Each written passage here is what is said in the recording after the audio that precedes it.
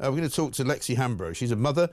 She's been forced to take her son out of a private school, and he's been forced to go to a state school. But of course, like many people that we've talked about in the past, the schools in question around where she lives have not got any space. Or have not got the ability to take her son on. And as a result of that, her son has to go, I think, 45 minutes of a journey each way to go to school. We reported on this a few months back when it became clear that in Surrey, apparently, there were no school places in state schools for kids coming out of private schools because, for one reason or another, their parents can't afford to keep them there.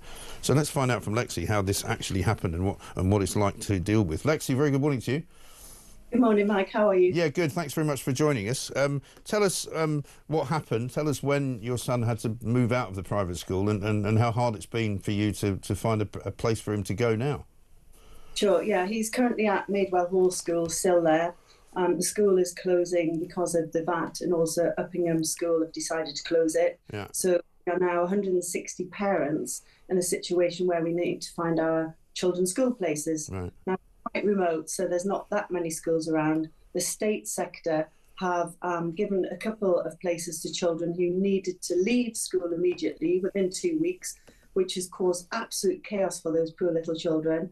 And now basically the school that we have been able to get our son into, it is a private school, and I'll explain that in a second, the reasons why. It's 45 minutes drive each way. So when we're doing that basically twice a day, it's terrible. Now, one of the parents at school has had to accept a state position because they cannot afford to educate their child because of the VAT, right.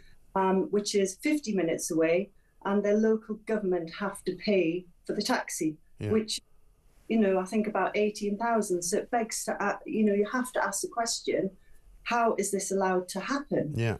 Our son is very intelligent. He's a member of Mensa.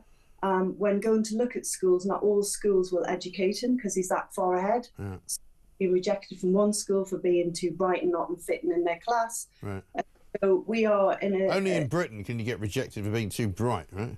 Honestly, you've got no idea. We actually moved to this area only 2 years ago because Madewell were able to educate our son. So we're having to move again and trying to explain to him, the reasons behind this, 10 years old. Yeah. He doesn't fully understand it.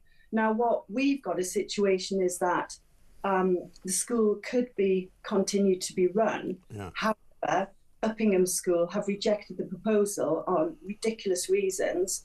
So my big bugbear, as well as why we're paying this VAT, is why aren't the government stepping in saying, actually, you've got a great proposal here. The school can continue to run privately, thus taking away, the state school places that are desperately needing the teachers. Yet Uppingham are saying, absolutely not. We're not allowing the school to continue. The trustees are not allowing it. Why isn't there any help for schools that are trying to do this? And we're not the only school either. There are other schools trying to step in, to basically run their own school and continue. But there are no state positions around here, state places for children of a certain age. Right. So what are we supposed to do? Well, that's right. And one of the supposed advantages of this policy was that more teachers would be made available to schools in the state sector, which would mean then that there would be more classrooms, there would be more ability to teach more people. That clearly hasn't happened. And once again, it looks like a piece of Labour policy that they haven't really thought through. I don't think this thought through, because children have to leave immediately if they're offered a state position, state place rather. And while some are able to do that, not all parents can drop everything to move their children. And also, where is the money? The money should be ring-fenced. So why isn't it being ring-fenced? That's being taken from the VAT and put in the state sector. There's no statistics being carried out. There's no proper research being done into this, and it's an absolute shambles. I believe 49 schools have now closed since this was announced. Wow. And there must be many, many parents like the one you described who are having to have their child sent in a taxi to a school, dozens of miles away, which is disrupting enough for the family, but very expensive for the taxpayer. Absolutely, very expensive for the taxpayer, because at the end of the day, their local government, if they can't find local authority rather, if they can't find a place for the child, whilst they will kick up a fuss and try not to pay the taxi service, they have to. Right. They're obliged to. And there are lots of children in this situation. And then you've got to look at all the teachers. You know, where do they go? There aren't jobs for everyone. Right. Do they have to sell the house and move? They can't automatically just sell and move. It's absolute shambles, to be honest with you. Yes, and so many children now displaced and having to find presumably a school that they wouldn't have chosen first chance if they could get it, and presumably if they can find a place nearer home, they'll be moving again in the course of their school career.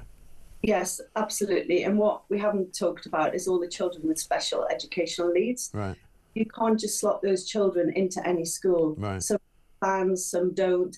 It's like, I guess, a child with dyslexia is similar to, you know, a child or a person with mobility needs. You can't give them a particular wheelchair or a particular walking stick and say, get there.